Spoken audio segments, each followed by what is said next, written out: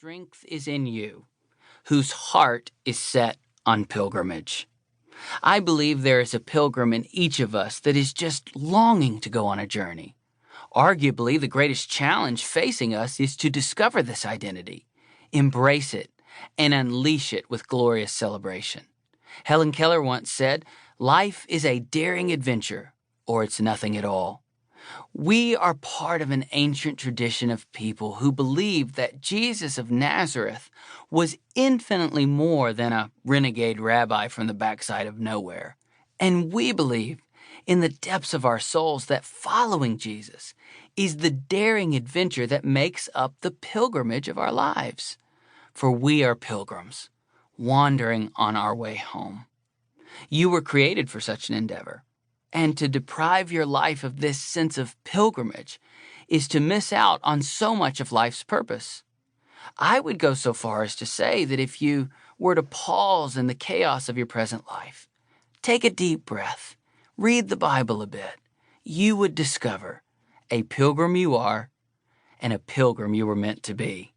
In this book, we're going to let one of the most respected pilgrims and the thoughts that he wrote down speak life into our own journeys.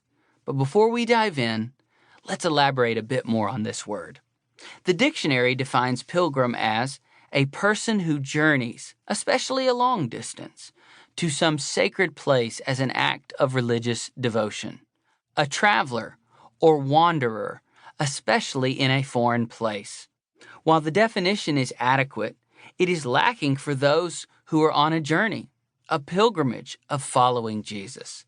Possibly my favorite scripture that describes who we are as pilgrims comes from Hebrews chapter 11, verses 13 through 16.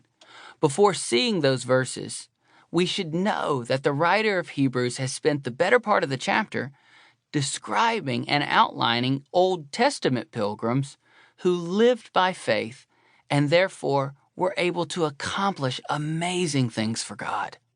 The following verses are a description of those who believe in and greatly trust God with their lives. It reads, "Each one of these people of faith died, not yet having in hand what was promised, but still believing." How did they do it?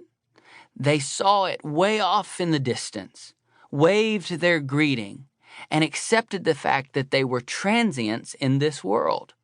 People who live this way make it plain that they are looking for their true home.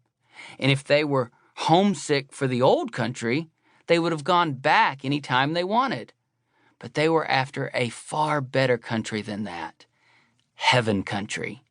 You can see why God is so proud of them and has a city waiting for them. Hebrews chapter 11, verses 13 through 16. The King James Version, in verse 13, called these people of faith strangers and pilgrims on earth. So much can be gained from this one text when defining a pilgrim, but hopefully one truth is overwhelmingly clear. People who place their faith in Jesus are pilgrims, journeying through this world toward their heavenly home. Let's break down this definition into 4 bite-sized pieces. Number 1, a pilgrim is consumed with the understanding that his or her life is all about a journey or a pilgrimage. If pilgrim is our identity, then it is safe to say that we were created for this journey. We are transients in the world, or rather, temporary residents on earth. It is a sobering thought to ponder that everything about my life takes place within the context of this identity.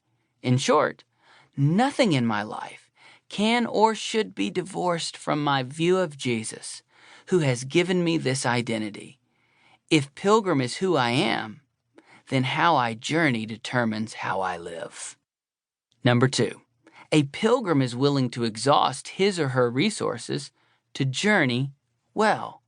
If we have established that our identity is that of a pilgrim, and all of our life happens within the context of a pilgrimage, then it makes sense to steward our resources with the journey and destination in mind. Jesus taught, "But store up for yourselves treasures in heaven, where neither moth nor..."